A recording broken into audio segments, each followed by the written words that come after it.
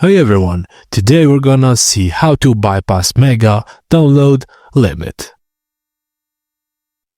Firstly, sign up for a pure VPN subscription from the official website or any VPN you want.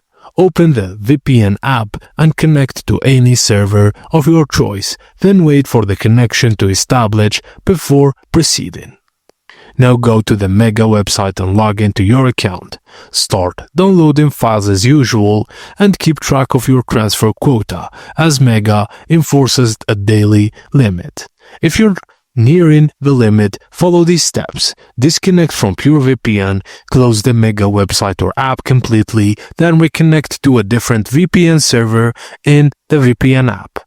Reopen Mega after reconnecting to a new VPN server. Your transfer quota should reset to 0, allowing you to download more files. Just repeat the process as needed to continue downloading without restrictions.